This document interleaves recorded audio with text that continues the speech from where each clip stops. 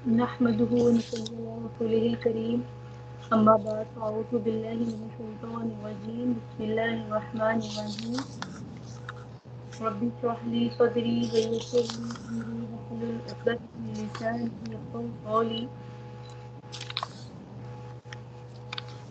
آج ہم سب یہاں پہ جمع ہوئے ہیں کہ ہم ذی الحجہ کے ان دنوں کے بارے میں جان سکیں کہ ان کی کیا فضیلت ہے. اس میں یہ ہے کہ اللہ تعالیٰ نے جو اوقات زمان کو پیدا کیا ہے، ان میں سے بعض اوقات ایسے ہیں جن کو فضیلت دی گئی، کچھ مہینوں کو، کچھ ایام کو خصوصی فضیلت حاصل، امتیازی حیثیت بھی دی گئی ہے، اور اور ایسے میں ان کے فضائل سے بھی نوازا گیا جس میں اجر و ثواب زیادہ. لہٰذا ان عشرہ کے جو 10 دن ہیں، ان کے فضائل، اعمال اور مسائل آج ہمارا بیان ہوگا انشاءاللہ تعالی. ٹھیک ہے، کہ کیسے ہم ان 10 دنوں کو بہترین طور پر گزار سکتے ہیں. تو پہلے شروع کرنے سے پہلے ہم تلاوت کرتے ہیں انشاءاللہ.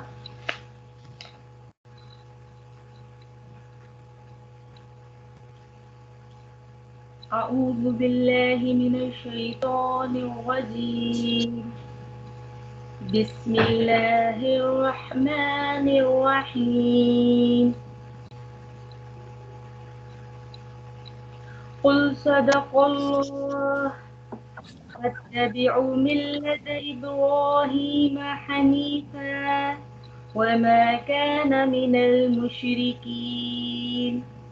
إن أول بيت وضع للناس للذي ببكة مباركا وهدى للعالمين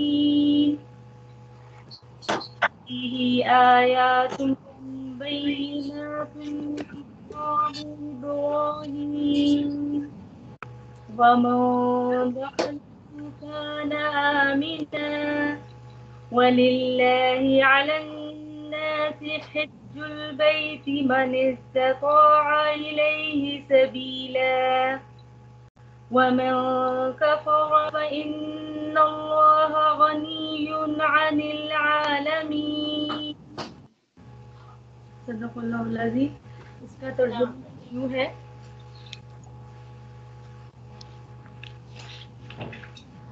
آپ صلی اللہ علیہ وآلہ وسلم کہہ دیجیے کہ اللہ نے سچ کہا ہے، تو تم پیروی کرو ابراہیم علیہ السلام کے طریقے کی جو اور نہیں تھے وہ مشرکوں میں سے. بے شک پہلا گھر جو لوگوں کے لیے بنایا گیا یقیناً وہی ہے جو مکہ ہے، وہ برکت دیا گیا ہے اور باعث ہدایت ہے تمام جہان والوں کے لیے. اس یعنی بیت اللہ میں کئی کھلی نشانیاں ہیں.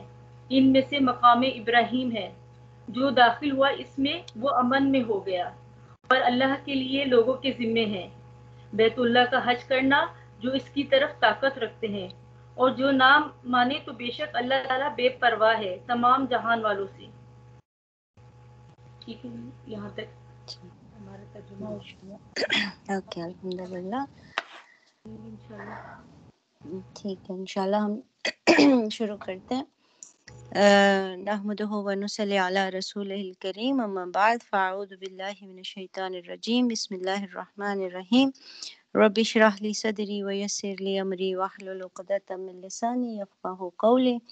انشاءاللہ ہم لوگ سب جانتے ہیں کہ ہم لوگ ذی الحجہ کا مہینہ شروع ہونے والا ہے، اور یہ مہینہ اللہ تعالیٰ نے خاص طور پہ یعنی کہ بابرکت مہینہ رکھا، کیونکہ اس کے اندر سب سے زیادہ جو اہم چیز ہے وہ حج کا ہونا ہے. تو ہم اللہ تعالیٰ کا یعنی کہ بہت بہت شکر ادا کرتے ہیں کہ اللہ تعالیٰ نے ہمیں ان خاص یعنی دنوں تک پہنچنے کے قابل بنایا. اور سب سے جو بڑی بات ہے کہ ذی الحجہ کو ہم عام طور پر اتنی اہمیت نہیں دیتے جتنی کہ احادیث میں ہمیں پتہ چلتا ہے کہ نبی صلی اللہ علیہ وسلم نے ان دنوں کے لیے کتنی زیادہ تاکید کی ہے کہ جو بھی ان دنوں کو پائے تو وہ ان دنوں کو اچھی طرح سے یعنی کہ ان کو یعنی کہ استعمال کرے. تو نبی صلی اللہ علیہ وسلم نے فرمایا کہ کوئی بھی دن اللہ تعالیٰ کے پاس ان 10 دنوں سے عظمت والا نہیں، اور نہ ہی کسی دن کا عمل اللہ تعالیٰ کو ان 10 دنوں کے عمل سے زیادہ محبوب ہے۔ اب آپ سوچیں یہ کتنی یعنی کہ حدیث بالکل صحیح حسن حدیث ہے، اور ہم لوگ عموماً ایک رمضان کا تو ہمیں ایک انتظار ہوتا ہے اور ایک ماحول ہوتا ہے، پورا کا پورا مہینہ ہوتا ہے، اور وہ ایک یعنی کہ کھلی ہوئی عبادت ہے، یعنی کہ اوپن عبادت ہے کہ ہر کوئی کر رہا ہوتا ہے۔ اور یہ جو 10 دن ہوتے ہیں عمومی طور پر کیا ہوتا ہے کہ ہم لوگ تھوڑی سی غفلت برت لیتے ہیں ان دنوں کے مقابلے میں، اور ہم اپنے روزمرہ کے چکر میں پڑے رہتے ہیں اور ہم بھول جاتے ہیں کہ اس کا کتنی یعنی کہ اس کی اہمیت بتائی گئی ہے۔ تو یعنی کہ نبی صلی اللہ علیہ وسلم نے فرمایا کہ کوئی دن اللہ کے ہاں ان 10 دنوں سے عظمت والا نہیں، اور نہ ہی کسی دن کا عمل اللہ تعالیٰ کو ان 10 دنوں کے عمل سے زیادہ محبوب ہے۔ پس تم ان 10 دنوں میں کثرت سے تحلیل یعنی کہ لا الہ الا اللہ، تکبیر یعنی اللہ اکبر، اور تحمید یعنی الحمدللہ کہو۔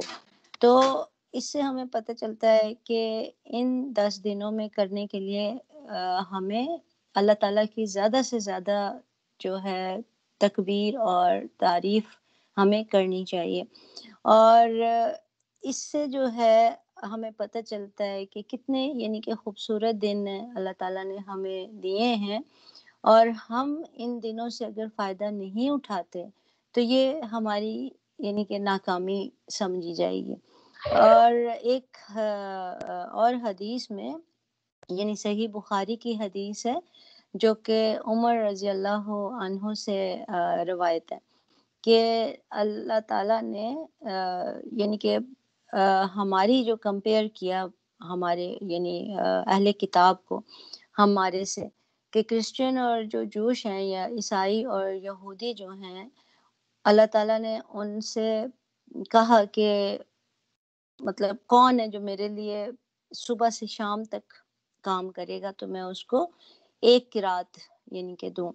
تو جو جوش تھے انہوں نے اس کو مانا اور انہوں نے یہ ورک کیا یعنی صبح سے شام تک۔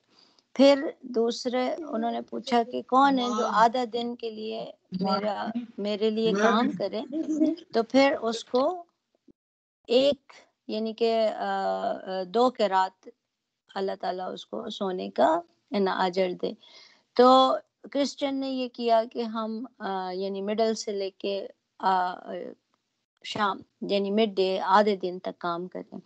اور پھر اللہ تعالیٰ نے پوچھا کون ہے جو عصر سے لے کے سن سیٹ تک میرے لیے کام کرے، تو مسلمان نے جو ہے کام کیا عصر سے لے کے سن سیٹ تک یعنی مغرب تک، تو اس کو اللہ تعالیٰ نے 2 قرات دیے۔ تو اب جوش اور کرسچن جو ہیں اس چیز کے اوپر وہ ہوئے کہ یہ کیسے ہوا کہ جو ہم نے ان سے زیادہ لمبا کام کیا اور ہم سے کم یعنی کہ پے ملی۔ تو اس آدمی نے جواب دیا کہ جو بھی تمہیں ملا ہے تمہارے مطلب وعدے کے مطابق ملا ہے، یعنی تمہیں تمہارے جو بھی اللہ تعالیٰ نے قیمت رکھی تھی اس کے مطابق اجر ملا ہے، تمہیں کم یا زیادہ نہیں ملا۔ تو اس نے کہا نہیں۔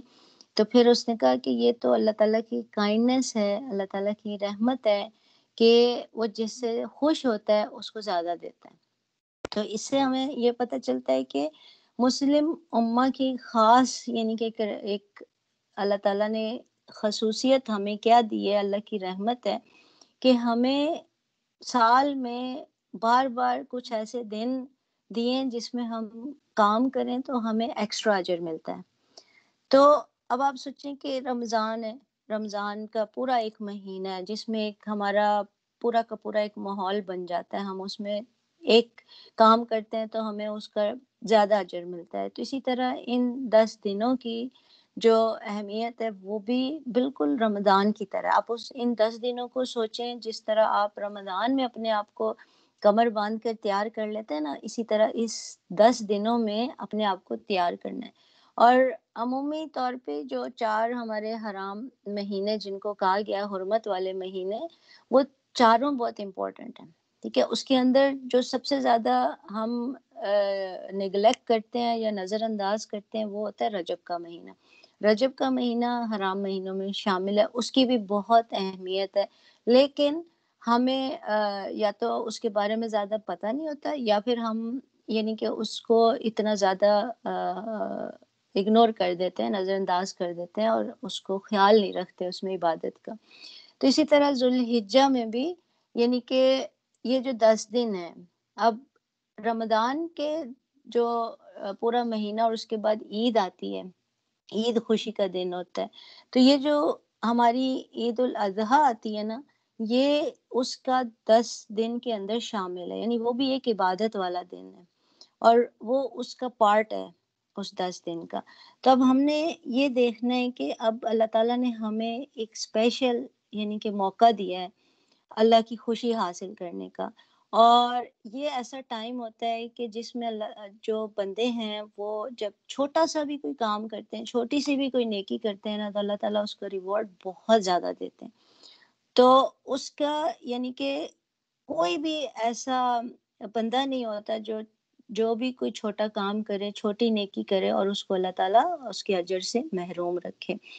تو اس لیے جو یہ اس کی خاص یعنی کہ اہمیت ہے ان دنوں کی، کہ نبی صلی اللہ علیہ وسلم سے یعنی ابن عباس کی روایت ہے کہ نبی صلی اللہ علیہ وسلم نے فرمایا کہ سب سے زیادہ یعنی کہ اللہ کو کیا محبوب ہے کہ جو ان 10 دنوں میں نیک کام کیا جائے، یعنی کہ ان 10 دنوں میں کیا جانے والا نیک کام اللہ کو سب سے زیادہ محبوب ہے۔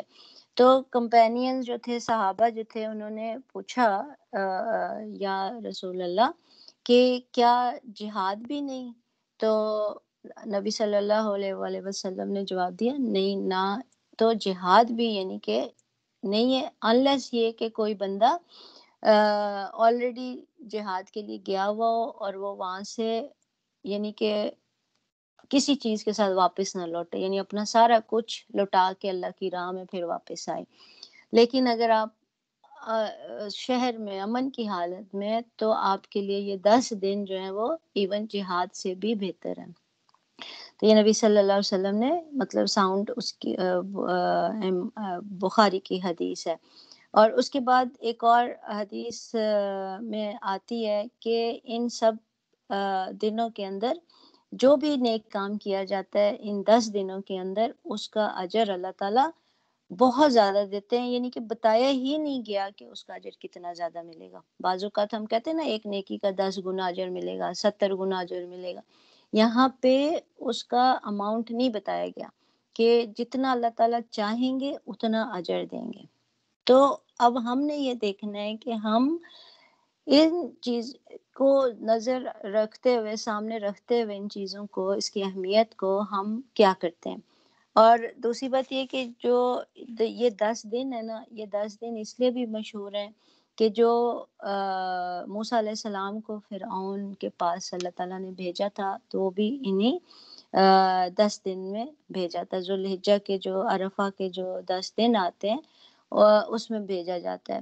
تو اللہ تعالیٰ قرآن میں ان کی اہمیت اس طرح سے بتاتے ہیں، جیسے سورہ الفجر ہے، اس کی پہلی جو 2 آیتیں ہیں، والفجر ولیال عشر، تو یعنی کہ اللہ تعالیٰ قسم کھا رہے ہیں فجر کی اور ان 10 راتوں کی۔ اور ساری تفاسیر میں زیادہ تر اسکالر اس بات پہ ایگری ہیں کہ اللہ تعالیٰ نے جو 10 راتوں کا یہاں پہ ذکر کیا ہے، اس کا مطلب ہے 10 ذی الحجہ کے دن، کیونکہ عربی میں ہم رات سے دن کو کاؤنٹ کرتے ہیں۔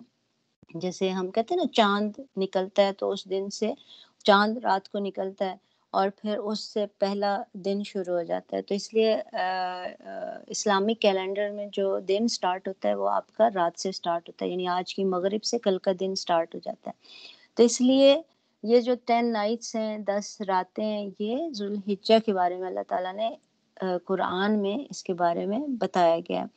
تو اس لیے جو ہے جب قرآن میں ان کی اہمیت اتنی زیادہ بتائی گئی ہے، تو اس لیے سارے جتنے بھی اسکالرز ہیں وہ یہ کہتے ہیں کہ کوئی بھی نیک کام ان دنوں میں کیا گیا رائے گاہ نہیں جاتا، ضائع نہیں جاتا۔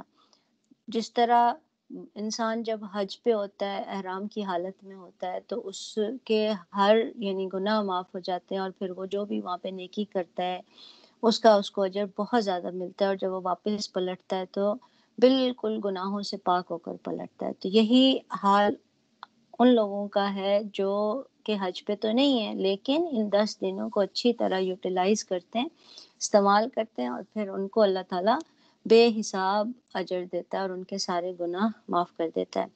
اور یہ بھی اس میں آتا ہے کہ اللہ سبحانہ و تعالیٰ نے جو ہے ڈے آف عرفہ کے دن یہ آیت بھی بتائی کہ اس دن میں نے تمہارا دین تمہارے لیے مکمل کر دیا ہے، جو سورہ المائدہ کی آیت ہے، الیوم اکملت لکم دینکم واتممت علیکم نعمتی وردیت لکم الاسلام دینا، کہ میں نے اپنی نعمت تمہارے اوپر پوری کر دی ہے، اور اب تمہارے لیے اسلام کو تمہارا دین اپروو کر دیا، یعنی تمہارے لیے بہترین بنا دیا۔ تو اور یہ جو تھے 10 دن جو پروفٹ موسیٰ علیہ السلام گئے تھے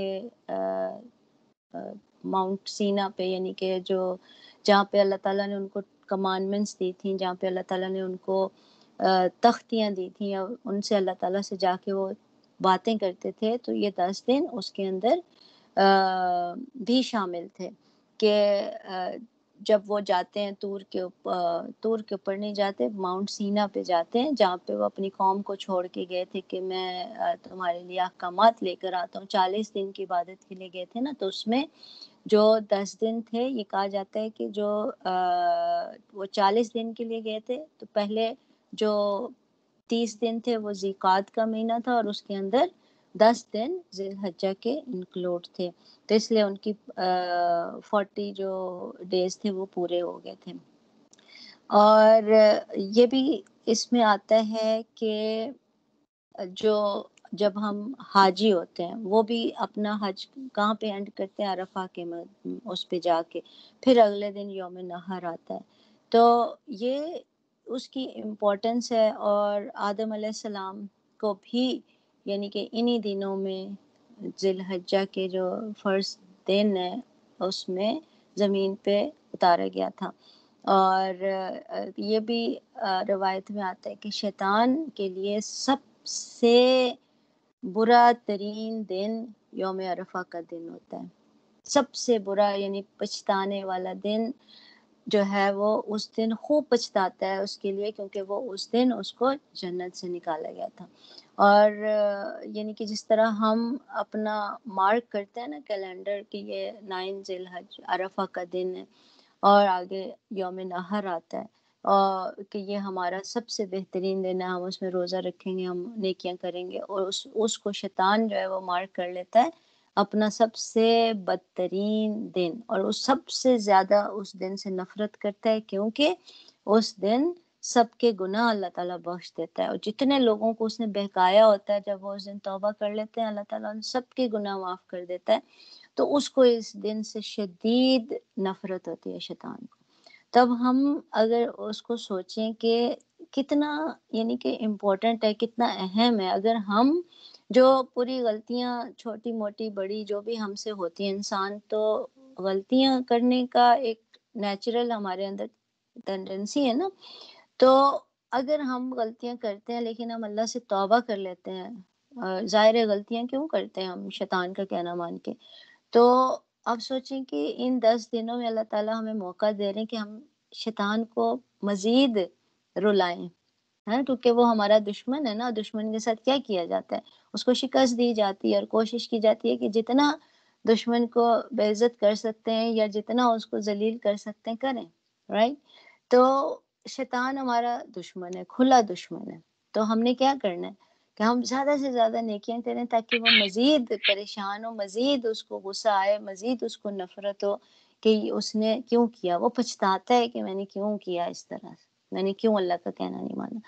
تو یہ یعنی کہ کتنے اچھے دن ہیں، اور پھر اس میں ہم اللہ تعالیٰ کا شکر ادا کریں، اور سب سے جو بڑی چیز ہے وہ کیا ہے کہ اللہ تعالیٰ نے ان دنوں میں حج رکھا ہوا ہے، اور حج جو ہے وہ ایسی عبادت ہے کہ انسان کے پورا یعنی کہ وہ ایسا ہو جاتا ہے حج کرنے کے بعد جیسے وہ ابھی پیدا ہوا ہو، یعنی اپنے گناہوں سے پاک ہو جاتا ہے۔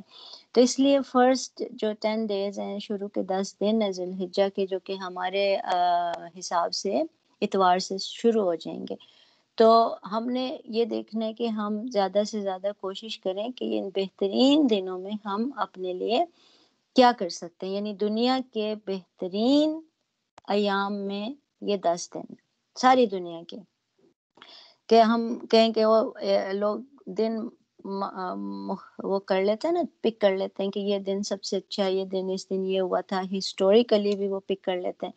تو ہمارے لیے مسلمانوں کے لیے ذوالحجہ کے یہ 10 دن جو ہیں وہ سارے دنوں کے اوپر بھاری ہیں، اور اس لیے اس کے اندر ہم نے جو ہے کیا کیا کام کرنے ہیں ہم نے، ٹھیک ہے۔ اب ہم یہ دیکھتے ہیں کہ ہم نے اس میں کیا کام کرتے ہیں، کیونکہ اس میں حج بھی موجود ہے، اس کے اندر قربانی کا دن بھی موجود ہے۔ تو جب یہ سارے دن اللہ تعالیٰ نے ہمیں دیے، اور اس کا مطلب کیا ہوا کہ ہم یہاں پہ رہ کے، یعنی کہ حج پہ ہم نہیں جا سکتے، ظاہر ہے سب سے افضل عمل جو ہے وہ ان دنوں میں کرنے کا کیا ہے، وہ حج اور عمرہ ہے، سب سے افضل عمل۔ لیکن آف کورس حج اور عمرہ پہ سب لوگ نہیں جا سکتے، تو حج اور عمرہ پہ جو نہیں جاتے ان کو ان 10 دنوں میں کیا کرنا چاہیے، اور ایون جو حج پہ حاجی بھی ہوتے ہیں وہ بھی ان 10 دنوں کو، ظاہر ہے وہ وہاں پہ موجود ہوتے ہیں اور وہ وہاں پہ اپنا زیادہ سے زیادہ ٹائم عبادت میں اور اللہ کی تسبیح اور تحلیل میں گزارتے ہیں۔ اگر وہاں پہ حاجی بھی جا کے ان دنوں کا صحیح استعمال نہیں کرتا، اور وہ وہاں پہ جا کے اگر انسان کہ میں چلو حج پہ آیا ہوں، میں شاپنگ کر لوں، میں تھوڑا سا گھوم پھر لوں اور چیزیں مقدس مقامات بس دیکھ لوں، تو وہ کافی نہیں ہوگا، کیونکہ حج پہ جب اللہ تعالیٰ کے پاس ہم جاتے ہیں، حج کرنے جاتے ہیں، تو وہاں پہ ہم اپنی دنیا کو پیچھے چھوڑ کے جاتے ہیں، ہم صرف اور صرف اللہ سے ملنے کے شوق میں جاتے ہیں، اور جب آپ اس شوق سے جائیں گے تو آپ اللہ کے مہمان ہوتے ہیں وہاں پہ، ٹھیک ہے، اللہ کے مہمان ہوتے ہیں، وہ اللہ آپ کی مہمانی کر رہا ہوتا ہے۔ لیکن اگر آپ وہاں جا کے اپنے میزبان، یعنی وہاں سمجھیں کہ اللہ آپ کا میزبان ہے، آپ اس کے ساتھ ٹائم سپینڈ نہیں کریں گے، آپ اس کے ساتھ اپنے یعنی کہ سرگوشیاں نہیں کریں گے، تو پھر آپ کو وہ کیسی مہمانی آپ کو ملے گی، یا جسٹ یعنی کہ آپ سوچیں۔ تو اس لیے وہاں پہ بھی جب آپ حج پہ ہوں ان 10 دنوں میں، تو وہاں پہ بھی کرنے کا کام کیا ہے کہ زیادہ سے زیادہ اللہ کی تعریف کی جائے، اللہ کی یعنی بڑائی بیان کی جائے، اللہ کی تسبیح کی جائے، اور ہم دنیا کے کاموں میں نہ پڑیں، دنیا کی خواہشات کے پیچھے نہ پڑیں، اور اپنی دنیا کو پیچھے ہی چھوڑ کے چلے جائیں، تاکہ ہم وہاں یکسو ہو کر، کیونکہ ہم جب حج پہ جاتے ہیں تو جب ہم کہتے ہیں کہ ابراہیم کی سنت ابراہیمی پہ عمل کر رہے ہیں، تو اب آپ دیکھیں کہ جب سنت ابراہیمی کی بات آتی ہے تو ابراہیم علیہ السلام کو اللہ تعالیٰ نے اپنا دوست کہا، اس کو خلیل اللہ کہا، کیوں؟ کیونکہ وہ یکسو تھے، وہ یعنی کہ فوکس تھے اللہ تعالیٰ کی کہنا ماننے میں، اللہ تعالیٰ کی عبادت کرنے میں۔ اور پھر آپ دیکھیں کہ جب انسان فوکسڈ ہوتا ہے تو اس کی عبادت کس درجے کی ہو سکتی ہے، رائٹ؟ تو جب حاجی جب وہاں پہ ہوتے ہیں، وہ اپنے آپ کو جب اس لیول پر لے آتے ہیں، تو ظاہر ہے جب وہ واپس پلٹیں گے تو وہ بالکل گناہوں سے پاک ہو کر پلٹتے ہیں۔ اب ہم جو لوگ حج پہ نہیں جا سکتے، خاص طور پہ آج کل کا جو حال ہے کہ اس کی وجہ سے ہمیں موقع، بہت سارے لوگوں کو موقع نہیں ملا، تو جو جانا بھی چاہتے تھے، تو ہمارے لیے یہ اپورچونٹی ہے کہ ہم ایون اللہ تعالیٰ نے ہمیں یعنی کہ مایوس نہیں کیا، ہم گھر بیٹھ کے اتنی نیکیاں کما سکتے ہیں، اپنے آپ کو بخشوا سکتے ہیں کہ ہم ان کے برابر ہو جائیں۔ تو سب سے جو پہلی کام ہم نے کرنی ہے اس کے اندر وہ ہے کہ ہم توبہ کریں، استغفار کریں، زیادہ سے زیادہ استغفار کریں، کیونکہ جب ہم سٹارٹ کرتے ہیں استغفار سے تو اس کا مطلب یہ ہوتا ہے کہ ہم اللہ تعالیٰ سے توبہ کر رہے ہیں کہ ہم نے جو کچھ بھی غلطیاں کی ہمیں ان کا احساس ہے، اور ہم اس کو دوبارہ نہیں دہرانا چاہتے، ہمیں اس کے اوپر پچھتاوا بھی ہے، ہم اپنے آپ کو صحیح کرنا چاہتے ہیں، ہم اپنے آپ کو صحیح رکھنا چاہتے ہیں، خالص یعنی کہ جو ایک ہوتا ہے نا کہ خلوص دل سے اور خلوص نیت سے توبہ کرنا. تو توبہ کرنے کے لیے ہم نے کیا کرنا ہوتا ہے؟ جو سچی توبہ ہوتی ہے نا، سب سے پہلے کام یہ کرنا ہوتا ہے کہ جو کام ہمیں پتہ ہے کہ ہم صحیح نہیں کر رہے، اس کو فوراً چھوڑ دیا جائے.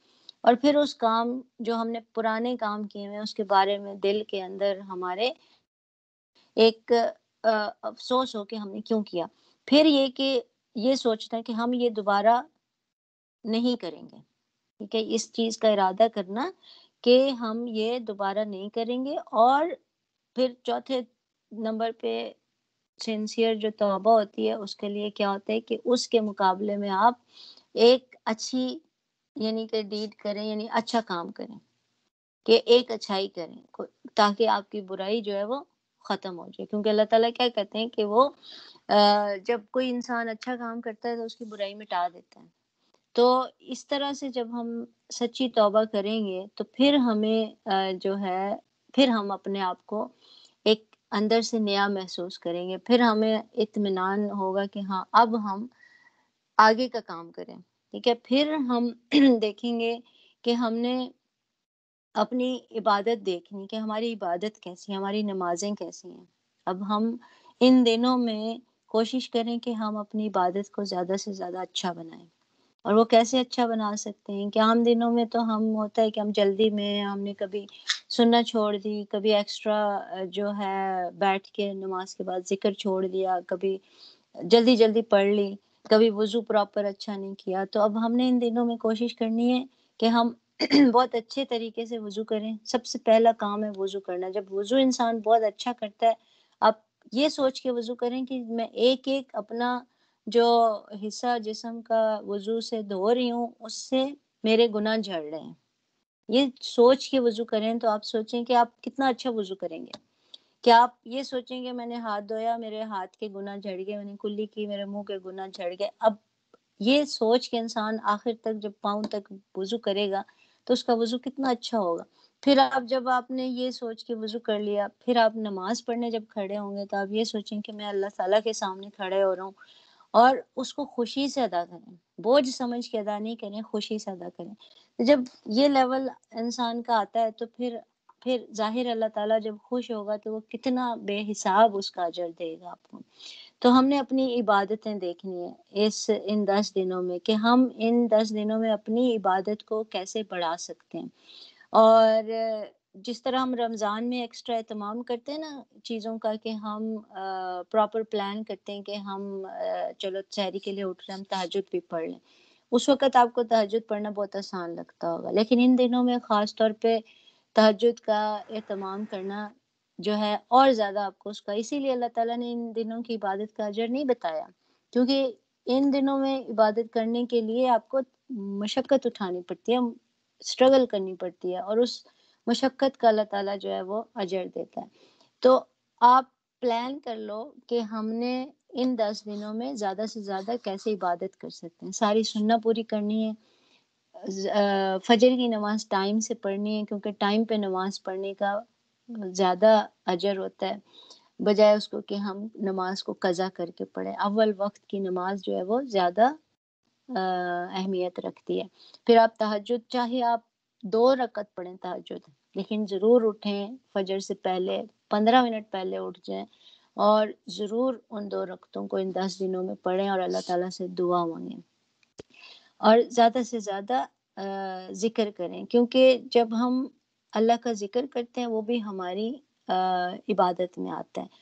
اور ان ساری ان دنوں میں خاص طور پہ یہ جو ٹائم ہوتا ہے اس میں اللہ کا ذکر کرنے کا ہمیں ایکسٹرا ریوارڈ ملتا ہے، اور زیادہ اجر ملتا ہے. اور ہمیں اس کو، اور دوسرا ہم نے عبادت میں کام کیا کرنا ہے کہ روزوں کا اہتمام کریں. ٹھیک ہے، اس میں بہت سارے لوگ کیا کرتے ہیں کہ سارے 10 دن عید کا دن چھوڑ کے عرفہ تک 9 ذی الحج تک پورے 1 سے لے کے 9 تک روزے رکھتے ہیں. ٹھیک ہے، لیکن ہمیں حدیث سے جو بات پتہ چلتی ہے کہ نبی صلی اللہ علیہ وسلم نے اب کبھی بھی پورے 9 روزے نہیں رکھے. 9 روزے رکھ سکتے ہیں اگر آپ کے اندر ہمت اور طاقت ہے، آپ 9 روزے رکھیں. لیکن جو نبی صلی اللہ علیہ وسلم کا عمل تھا وہ یہ تھا کہ وہ زیادہ تر ان دنوں میں روزے رکھتے تھے. انہوں نے سارے نہیں رکھے لیکن موسٹ آف دا ڈیز میں وہ روزے رکھتے تھے. تو ہم کوشش کر سکتے ہیں کہ ان 10 دنوں میں ہم ایٹ لیسٹ پیر اور جمعرات کا روزہ رکھیں، تاکہ ہمارے روزے بھی ان 10 دنوں کے اندر ہماری گواہی دیں کہ ہم نے ان دنوں میں روزے رکھے. آپ چاہیں تو 3 روزے رکھیں ان دنوں میں، چاہیں تو 2 روزے رکھیں، چاہیں تو سارے رکھ لیں. جتنا جس کی استطاعت ہے وہ اس حساب سے کر سکتا ہے. اور پیر اور جمعرات کا روزہ رکھنا ویسے ہی یعنی کہ مستحب ہے اور اس کا اجر ملتا ہے. تو اگر آپ ان دنوں میں رکھیں گے تو اس کا مزید اور زیادہ اجر ملے گا. ٹھیک ہے نا؟ تو اس کا یہ سوچ کے آپ نے کرنا ہے کہ جو بھی کام جو نارمل دنوں میں جس کا اجر ہے وہ ان دنوں میں کریں گے تو اس کا اجر اس سے اور زیادہ ہو جائے گا.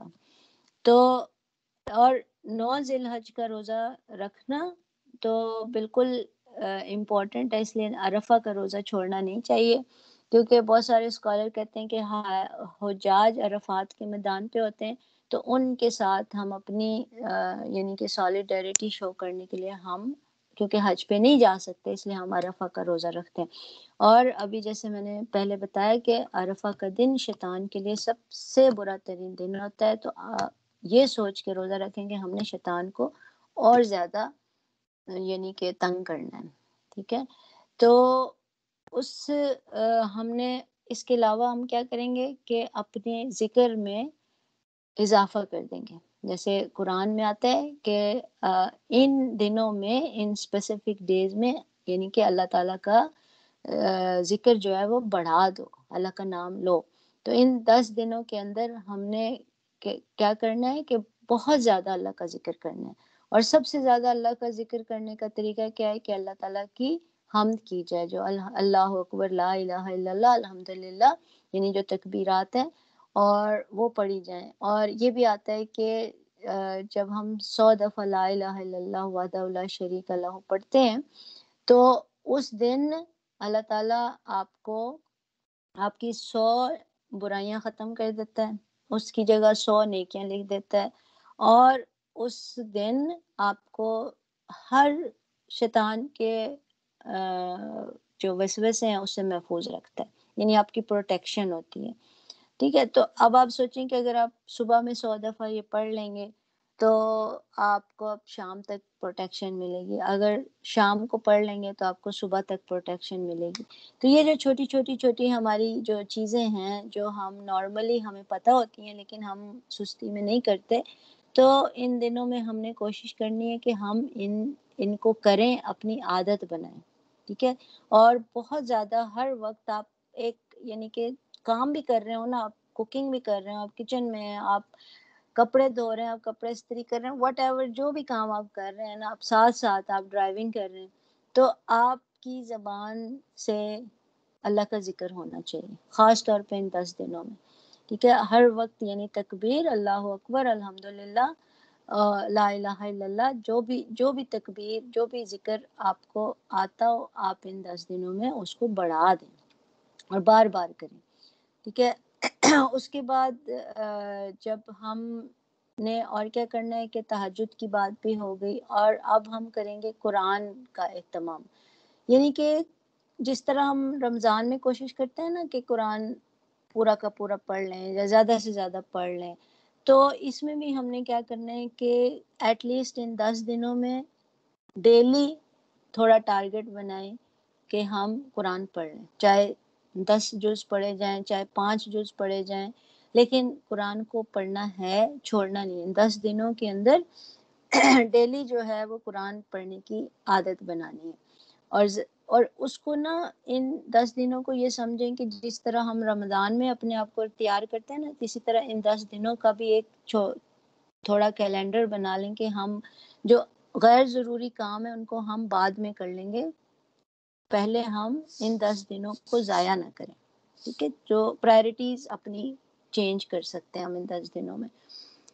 اور اس کے بعد جب ہم عرفہ کا روزہ رکھتے ہیں، پھر اگلے دن جو ہے عید کا دن آتا ہے 10 ذی الحج کا، اور اس میں یہ ہے کہ یہ جو عید ہوتی ہے یہ پارٹ آف یعنی کہ اس کا حصہ ہے، 10 دنوں کا حصہ ہے۔ اس دن بھی آپ نے عبادت کرنی ہے، اس لیے نبی صلی اللہ علیہ وسلم کا طریقہ کیا تھا کہ وہ صبح عید کی نماز سے پہلے کچھ نہیں کھاتے تھے، وہ بھی ان کا پارٹ جو شروع کا ٹائم ہوتا تھا وہ ایک روزہ دار کی حیثیت سے شروع کرتے تھے۔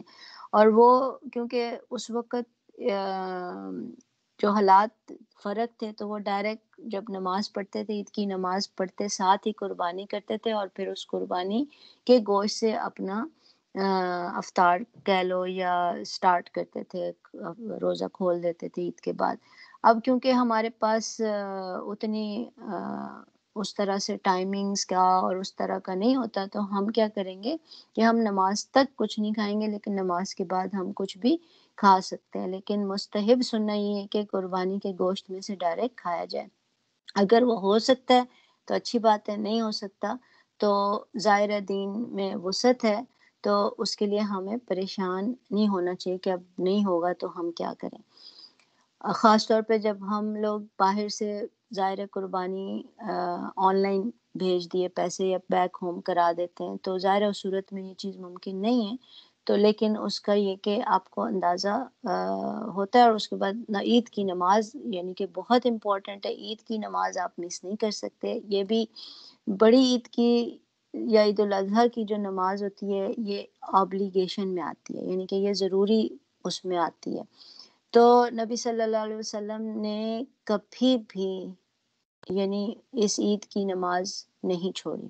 ظاہر ہے انہوں نے تو کوئی بھی نماز نہیں چھوڑی، لیکن بعض اوقات لوگ کہہ دیتے ہیں نا کہ کوئی بات نہیں، عید کی نماز کون سا فرض ہے، تو اگر نہیں بھی پڑھیں گے یا گھر میں پڑھ لیں گے تو خیر ہے، ایسا نہیں تھا۔ نبی صلی اللہ علیہ وسلم نے اس کو بڑے اہتمام کے ساتھ، اور بہت سارے اسکالر جو ہیں وہ اس کو فرض قرار دیتے ہیں کہ آپ اس کو پڑھیں، اور ہر کوئی عورتیں بچے سب یعنی کہ جائیں اور اس کو جو ہے یہ ایک سمجھیں کہ ہمارے لیے اوبلیگیٹری سننا ہے اس کو پورا کرنا۔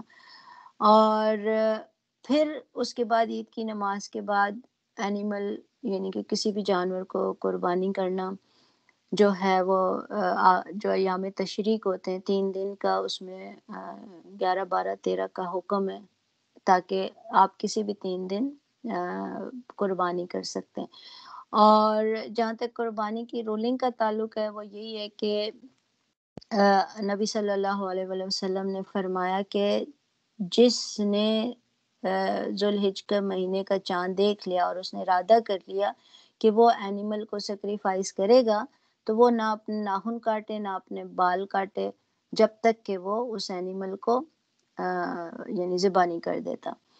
تو اب یہ اس میں جو رولنگ کے حساب سے یہی ہے کہ جو انسان یعنی کہ خود اپنے ہاتھ سے ذبح کرتا ہے اس کے لیے یہ چیز ضروری ہے کہ وہ اپنے ناخن اور بال نہ کاٹے، اور باقی لوگوں کے لیے ضروری نہیں ہے، ٹھیک ہے، ان کے لیے مستحب ضرور ہے لیکن ضروری نہیں ہے۔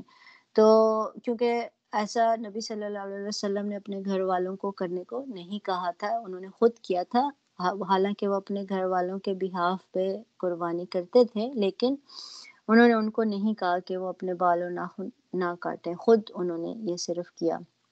تو اس لیے یہاں پہ اسکالرز کا موسٹلی اوپینین یہ ہے کہ جس بندے نے خود اپنے ہاتھ سے ذبح کرنا ہو وہ بال اور ناخن چھوڑ دے، کاٹے نہیں 10 دنوں میں، اور باقی لوگ اس کو اس رولنگ سے یعنی کہ آزاد ہیں، وہ چاہیں تو رکھ لیں چاہیں تو نہ رکھ لیں۔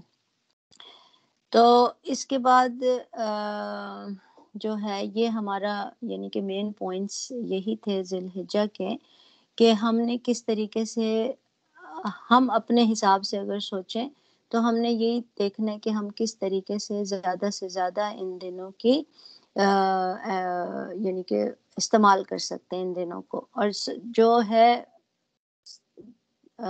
زیادہ سے زیادہ ہم عبادت کر سکیں۔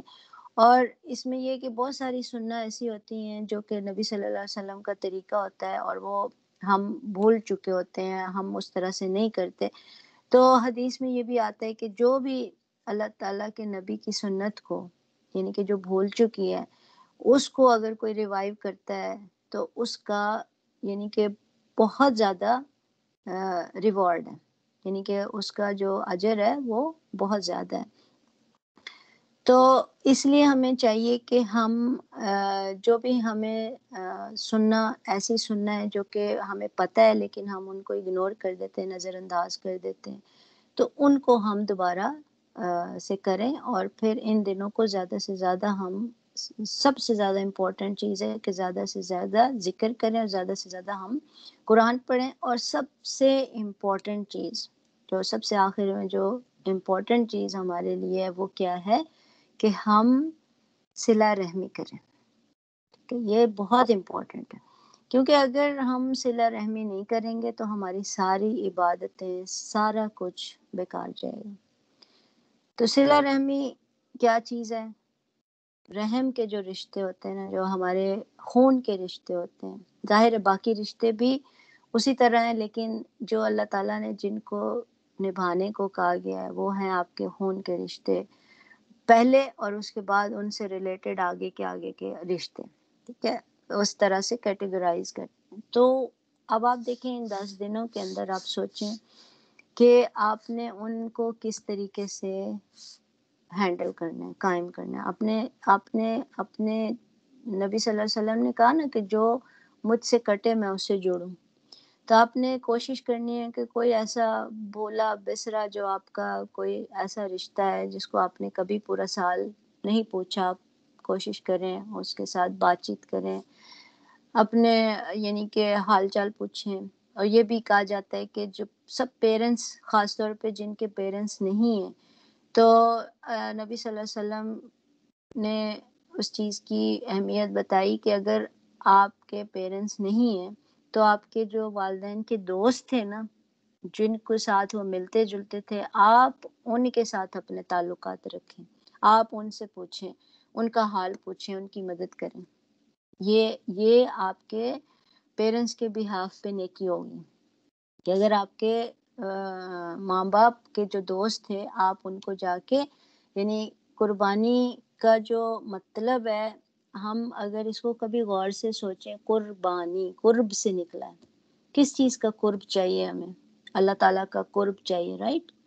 تو قربانی کا مطلب یہی ہے کہ ہم اللہ کا قرب حاصل کرنے کے لیے اپنی خواہشات کی قربانی کر دیں، یعنی اپنی خواہشات کو پیچھے ڈال دیں، اپنی دنیا کے فائدوں کو پیچھے ڈال دیں، اپنی انا کو، اپنی یعنی کہ جو ہمارے اندر دلوں میں کوئی چھوٹی موٹی قدورتیں ہیں، عداوتیں ہیں، ان سب کو ختم کر دیں. اس چیز پہ اگر ہم کام کریں گے نا تو ہماری باقی ساری عبادتیں خود بخود خوبصورت ہو جائیں گی، اچھی ہو جائیں گی. پھر ہمیں سوچنا ہی نہیں پڑے گا کہ اللہ تعالیٰ کہ ہم یہ عبادت کر رہے ہیں، ہماری یہ عبادت قبول بھی ہوئی ہے یا نہیں ہوئی. ٹھیک ہے، یہ سب سے اہم چیز کیا ہے کہ آپ صلہ رحمی کو پرائرٹی کریں، آپ اپنے رشتہ داریوں کو قائم رکھیں، آپ ان لوگوں کے ساتھ سوچیں. ہو سکتا ہے ان کی طرف سے زیادتی ہو، آپ کی طرف سے زیادتی نہ ہوئی ہو، لیکن آپ نے اپنی کوشش پوری کرنی ہے، باقی تاکہ آپ کا اپنا ضمیر مطمئن ہو، تاکہ آپ کا اپنا حساب کتاب سیدھا ہو. ٹھیک ہے، تو یہ جب ہم بار بار یہ بات کرتے ہیں نا کہ شیطان کے لیے یہ دن سب سے زیادہ مشکل دن ہے، سب سے زیادہ قابل نفرت دن ہے شیطان کے لیے، تو ہم نے ان دنوں کو یہ سوچ کے اور زیادہ اچھا کام کرنا ہے تاکہ شیطان اور زیادہ پچھتائے کہ اس نے کیوں اللہ کی نافرمانی کی. اور شیطان کا سب سے پسندیدہ کام کیا ہے؟ رشتہ داریوں میں خرابی ڈالنا. تو جب آپ رشتہ داریاں صحیح کریں گے تو آپ سوچیں کہ شیطان کتنا زیادہ پچھتائے گا. یہ ہمارا ٹارگٹ ہونا چاہیے. ٹھیک ہے، تو یہاں پہ انشاءاللہ ہم ختم کرتے ہیں اپنا آج کا یہ، اور ہم سب اس چیز کا مل کے یہ عہد کرتے ہیں، یہ پلان کرتے ہیں کہ ہم ان 10 دنوں میں زیادہ سے زیادہ اپنی کوشش کریں گے کہ ہم زیادہ سے زیادہ اللہ تعالیٰ کا ذکر کر سکیں، ہم زیادہ سے زیادہ نیکیاں کما سکیں، ہم اپنے یعنی کہ صلہ رحمی کو پورا کر سکیں، اور اللہ تعالیٰ ہمیں اس چیز کی توفیق دے کہ ہم ہماری نیتیں جو ہیں وہ صرف اور صرف اللہ کے لیے خالص ہو جائیں. یہ بھی اللہ کی توفیق سے آتا ہے. اور پھر انشاءاللہ یہاں پہ ہم ختم کرتے ہیں، اور ہماری جو ہے ایک بہن دعا کرا دیں گے انشاءاللہ تعالی. تو سبحانک اللہم و بحمدک، اشہد ان لا الہ الا انت، استغفرک و اتوب الیک. اگر آپ لوگوں کو کوئی سوال ہے تو پھر ہم دعا کے بعد کر سکتے ہیں انشاءاللہ.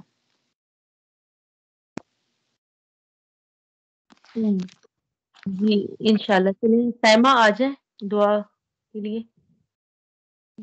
اعوذ باللہ من الشیطان الرجیم، بسم اللہ الرحمن الرحیم، الحمد للہ رب العالمین، الرحمن الرحیم، مالک یوم الدین، ایاک نعبد و ایاک نستعین، اہدنا الصراط المستقیم،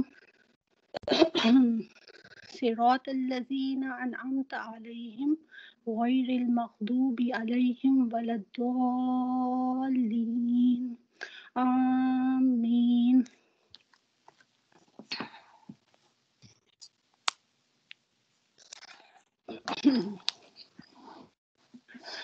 رب اغفر وارحم وانت خیر الراحمین.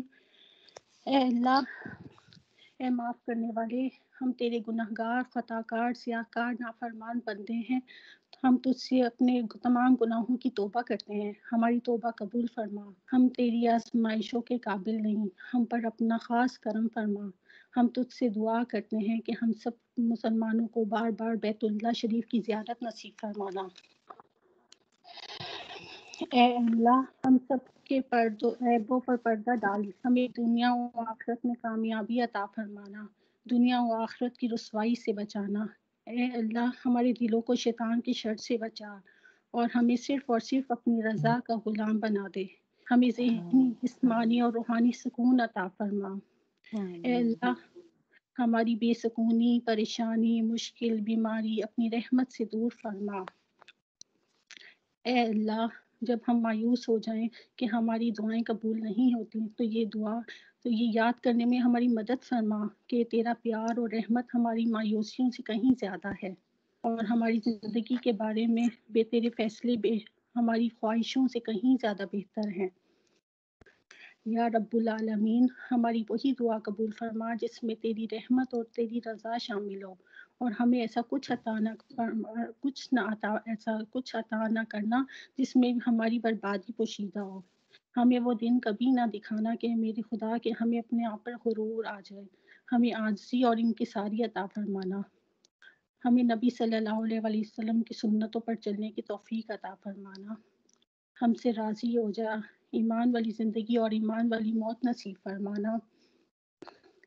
اے میرے پروردگار، ہم تیرے بندے، تیرے کرم اور مدد کے طلبگار ہیں. اے اللہ، ہم سے راضی ہو جا. یا حی یا قیوم برحمتک استغیث. یا اللہ پاک، ہم تجھ سے تیری رحمت طلب کرتے ہیں، تجھ سے مدد مانگتے ہیں. اے اللہ، ہماری عبادتوں میں خوشی اور خضوع پیدا کر.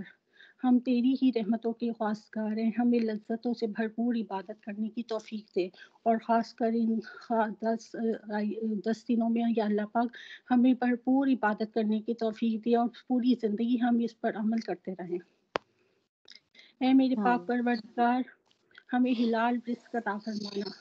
اللہم اکفنی بحلالک عن حرامک واغننی بفضلک عمن سواک. اے اللہ، ہمیں حلال رزق عطا فرمانا، ہمیں یقین کامل دینا، ہمیں اپنے علاوہ کسی کا محتاج نہ کرنا، ہم سے کسی پر ظلم نہ ہونے دینا، ہماری وجہ سے کسی کو کوئی تکلیف نہ ہو، ہمیشہ دوسروں کی مدد کرنے کی توفیق عطا فرمانا. ہمیں ذہنی دباؤ اور دل کے بوجھ سے بچانا، ہر قسم کی ناگہانی آفات اور تمام موذی امراض سے اپنی پناہ میں رکھنا. یا اللہ پاک، بے اولادوں کو اپنی رحمت نیک اور صالح اولاد عطا فرمانا.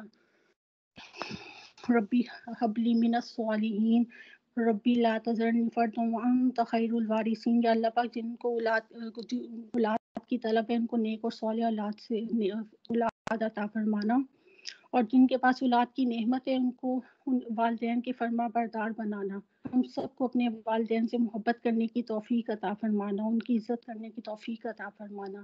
رب ارحمہما کما ربیانی صغیرا، یا اللہ پاک ہم بھی ان سے اتنے جس طرح انہوں نے بچپن میں ہمیں شفقت سے پالا ہے، یا اللہ پاک ہمیں بھی توفیق عطا فرمانا کہ ہم بھی ان کے بہت خدمت کر سکیں۔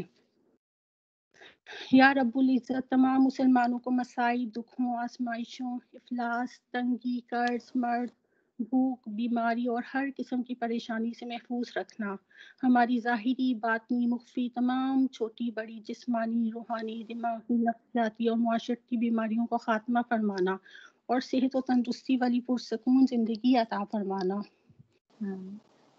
یا ارحم الراحمین ہم تیری رحمت کے طلبگار ہیں، ہم سب پر اپنا خاص کرم فرمانا، تمام مظلوم مسلمانوں پر اپنا خصوصی فضل اور کرم کر دے۔ یا اللہ پاک فلسطین کشمیر کے مسلمانوں پر اپنا رحم فرمانا، سب مسلمانوں کو ان پر ہونے والی ظلم و ستم سے نجات دے۔ یا رب ہم دل سے تیری وحدانیت کا اقرار کرتے ہیں، ہمیں اپنا فرما بردار بنا لے، ہمیں بھٹکنے سے، گمراہی سے بچا لینا، اور یا اللہ پاک ہمیں جنت میں ہمیں گھر عطا فرمانا۔ ربی ابنی لی عندک بیتم فی الجنہ۔ یا ارحم الراحمین ہم سب کو زیادہ سے زیادہ نیکیوں کی توفیق عطا فرمانا، ہمیں ایسی نماز کا پابند بنا دے کہ ہماری کوئی بھی نماز قضا نہ ہو، اور مزید ہمیں نوافل کی کثرت کی توفیق عطا فرمانا۔ یا رب العزت ہماری نمازوں میں خشوع و خضوع پیدا کر دے، ہمیں نماز ان کے مقررہ وقت میں ادا کرنے کی توفیق عطا فرمانا۔ اللہم اعنی علی ذکرک و شکرک و حسن عبادتک، یا اللہ پاک ہمیں صبر شکر والا بنا دے۔ یا اللہ پاک ہمیں تجھ سے مانگنا نہیں آتا، یا اللہ ہم تیرے محتاج ہیں، ہمیں صرف اور صرف تو اپنا محتاج رکھنا، یہ ہاتھ صرف اور صرف تیرے آگے ہاتھ پھیلیں، ہمیں ہمارے رزق میں وسعت عطا فرمانا، ہم سب کو نیک ہدایت دے اور اس پر مرتے دم تک ہمیں جما دے، ہماری نسلوں میں اللہ نیک ہدایت ڈال دے۔ یا رب العرش العظیم ہمیں قرآن مجید بہترین قرت کے ساتھ صحیح ادائیگی سے پڑھنے کی توفیق عطا فرما، ایسا جو تجھے پسند ہو اور فرشتوں کی حاضری اور ان کی ہمیں دعائیں ملنے کا موجب ہو۔ یا رب کریم ہمیں تیری کرم نوازیوں سے دین اسلام کے سارے ارکان کی بہترین بجاوری کی توفیق عطا فرمانا، جو آخرت میں ہماری نجات کا باعث ہو اور سب سے بڑھ کر تیرے فضل و کرم کا موجب ہو۔ یا اللہ، یا رب العزت ہمیں تیری راہ میں شہادت کی موت عطا فرمانا۔ یا اللہ پاک ہمارا جسم پوری طرح سے ہمارا ساتھ دے کہ ہم اچھی طرح سے تیری عبادت کر سکیں۔ یا اللہ پاک ہمیں تہجد گزار بنا دینا، 5 وقت کا نمازی بنانا، پابند بنانا ہمیں نماز کا۔ یا اللہ پاک ہمیں ایسی نیکیوں کی توفیق دے جن کا اجر قیامت تک جاری رہے اور ان میں کبھی کمی نہ آئے۔ اے اللہ ہماری نیکیاں ضائع نہ ہو اور ان کی حفاظت کر۔ یا اللہ پاک ہمیں نیک عمل کرنے کی توفیق عطا فرما۔ یا اللہ پاک ہمارے دل کو اسلام کی طرف پھیر دے۔ اے اللہ ہم سب کو بخش دے، ہمیں نیک ہدایت عطا فرما، قبر کی سختی سے بچانا۔ اے اللہ ہم پر اپنا کرم اور فضل فرمانا۔ یا اللہ پاک تمام بیماروں کو شفا دینا، کمزوروں کو قوت دینا، قیدیوں کو قید سے نجات دینا، ہمیں شرک اور بدعت سے بچا لینا۔ اے اللہ مرتے دم ہمیں کلمہ نصیب فرمانا۔ اے اللہ ہماری تمام دلی دعائیں پوری کرنا، مسلمانوں کو دیس اور پردیس میں چین، امن اور سلامتی عطا فرمانا، تنگ دستوں کی تنگ دستی دور فرمانا۔ اے اللہ جو اس دنیا سے رخصت ہو چکے ہیں ان کی مغفرت فرمانا، ان کی قبروں پر رحمت کر، ان کی روحوں کو ٹھنڈا رکھنا، ان کو بلند درجات عطا کرنا۔ اے اللہ تیرے کل مسلمان بندوں کو پیارے نبی صلی اللہ علیہ وسلم کی شفاعت نصیب ہو۔ اے اللہ آخرت میں اپنا دیدار نصیب فرمانا، جنت الفردوس کے بلند درجات عطا کرنا، پل صراط پر ثابت قدم رکھنا۔ اے اللہ ہمارے اعمال نامے دائیں ہاتھ میں دیجیے اور آخرت میں رسوائی سے بچانا۔ ربنا تقبل منا انك انت السميع العليم وتب علينا إنك أنت التواب الرحيم. وصلى الله تعالى على خير خلقه ونور عرشه وزينة فرشه أفضل الأنبياء والمرسلين سيدنا وسندنا وشفينا ومولانا محمد وعلى آله وأصحابه وأهل بيته وأزواجه